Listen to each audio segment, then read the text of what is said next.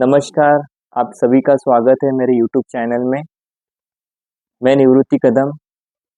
आज मैं एक नया टॉपिक लेके आया हूँ आप सभी के लिए। How to take care of a puppy और पपी की कैसे केयर ली जाती है, ये मैंने टॉपिक लेके आया हूँ। तो जैसे 30 डेज का पपीज होता है, डॉग का जैसे 30 डेज का पपीज होता है, उसको हमें डीवॉर्मिंग कंपलसरी करना है।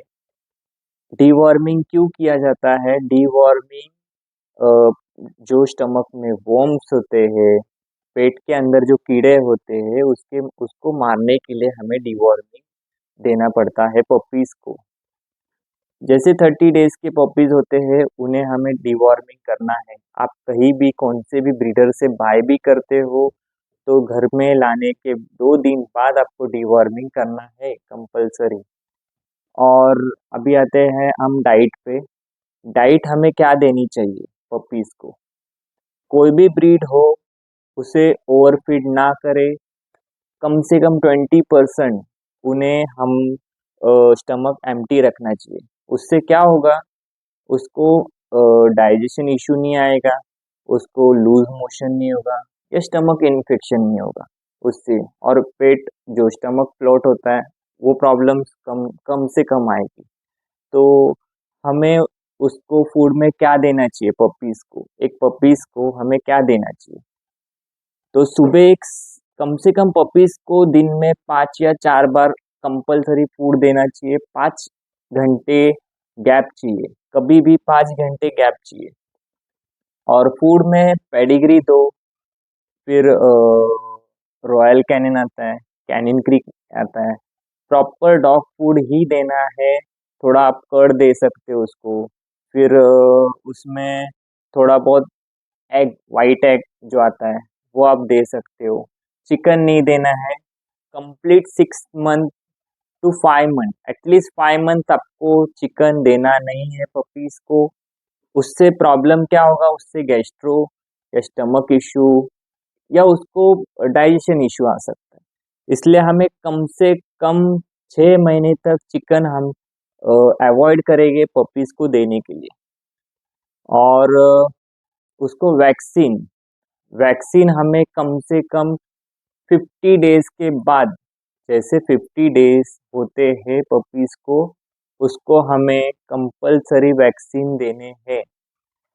जो भी वैक्सीन होगा, वह प्रॉपर वैक्सीन दे दो, टाइम टू टाइम वैक्सीन दे दो।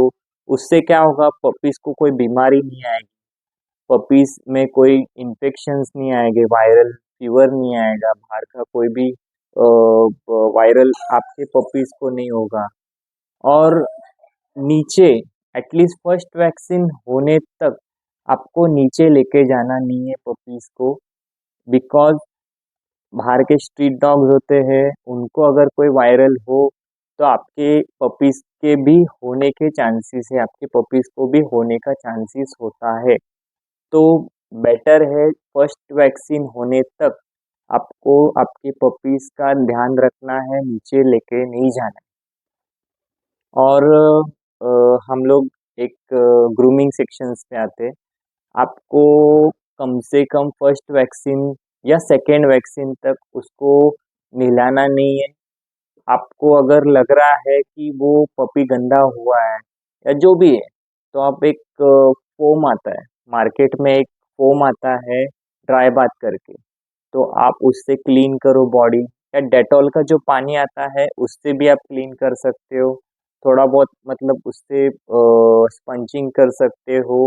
नहलाना नहीं है फर्स्ट वैक्सीन तक, आपको नहलाना नहीं है उससे, या क्योंकि उससे बीमार होने के भी चांसेस होते हैं पपीज को।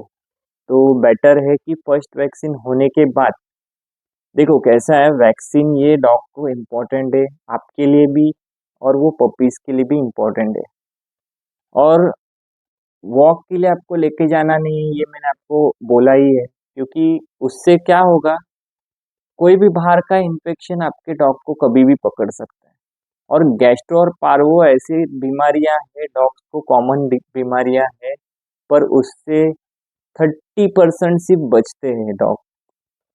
मैंने बहुत बहुत सारे मैंने क्लाइंट्स देखे हैं, ब्रीडर्स से लेने के बाद वो लोग क्या करते हैं, बाहर घुमाने के लिए लेके जाते हैं या मतलब कहीं मतलब घूमने के लिए जाते हैं, तो वो ऐसा ना करे। उससे प्रॉब्लम क्या होगा, आपके डॉग का हेल्थ इश्यू होगा। और गैस्ट्रो और पार्वो ये आपको पता नहीं कौन से स्टेज में कैसे आएगा, इसलिए आपको कंपल्सरी एक वैक्सीन जो होता है, उनके जो वैक्सीन पीरियड्स होते हैं, वो वैक्सीन पीरियड में आपको कंप्लीट करना ही है। कोई वैक्सीन मिस ना करो।